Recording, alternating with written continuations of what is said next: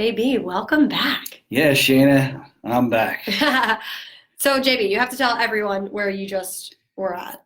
I just was lucky enough to spend about a week and a half on the big island in Hawaii, and drove around the whole island. Did about 1,000 miles of driving. You wouldn't know there'd be that much, Yeah. but there is, and it's an incredible experience. So one of the things I suggest to you folks out there is that work hard, work good, save up some money, and make a trip like this because Hawaii's got so much to offer. Oh, I believe So it. much, and it was a really good trip. And especially like with all of the, weather and chaos and things like that. It was very interesting because we made the set it all up before the volcano, before the hurricane, and we got there after. And well, don't you know the hurricane did its thing, the volcano shut off, and you can still see cracks in the road in some places and things like that. And it's really something else when people are telling you, yeah, the whole place was shaking for days, like 80,000 earthquakes. Wow. And some of the roads actually they have marked because there's cracks across them, and they're watching them make sure that they don't grow.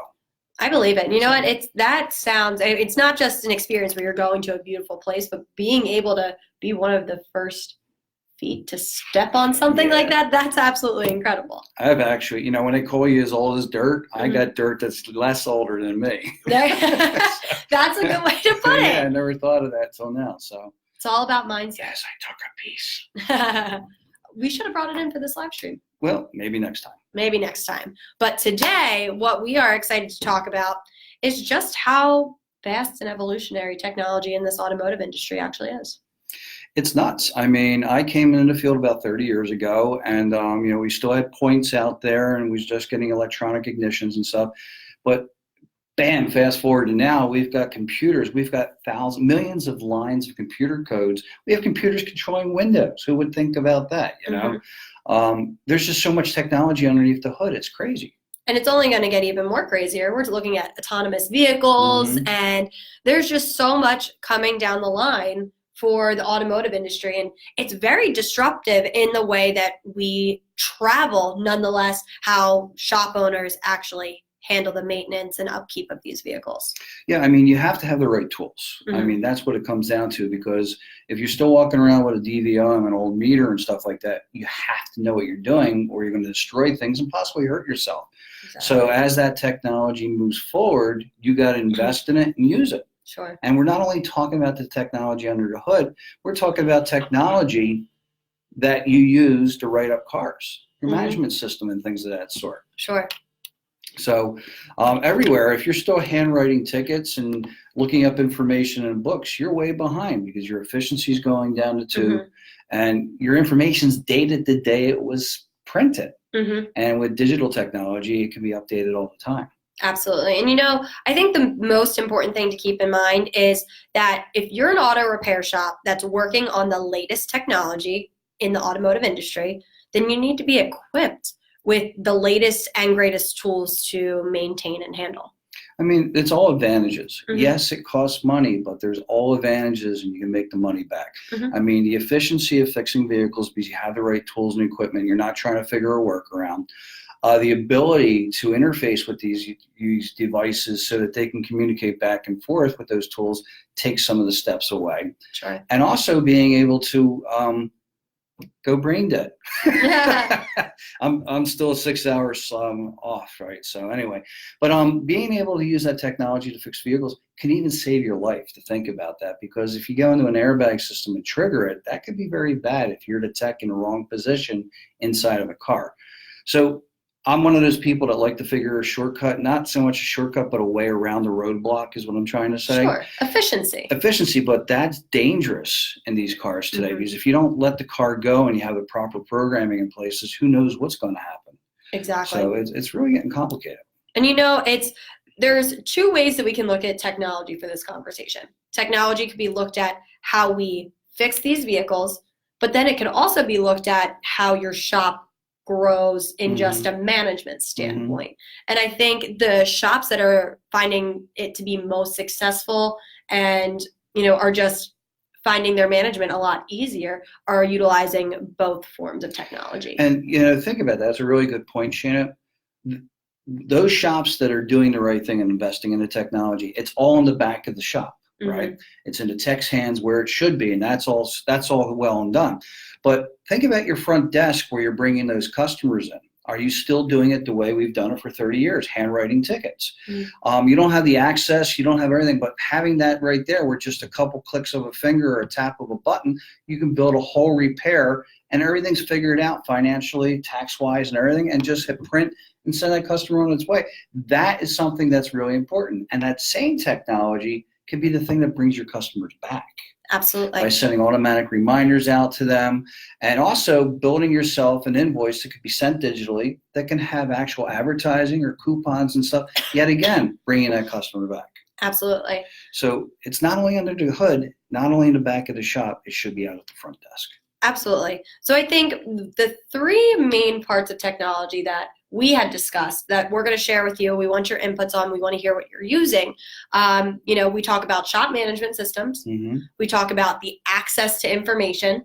Very important. And we talk about digital vehicle inspections, not only as a silo itself, but more importantly for customer communication. Yeah, I mean, the paper inspection's dead.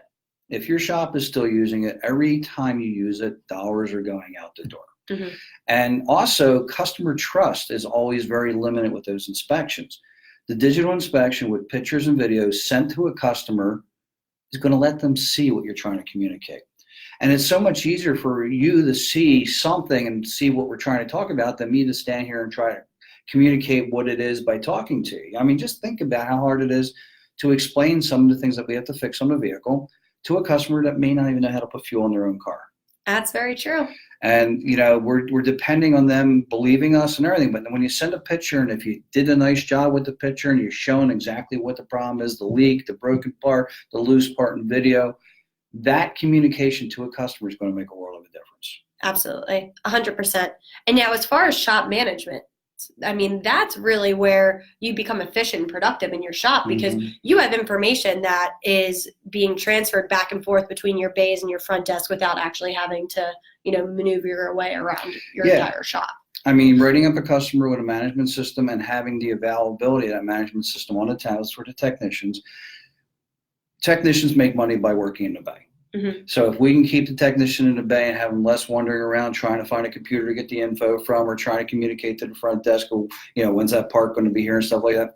And we keep that tech in the bay, that efficiency is going to build right off of that technology.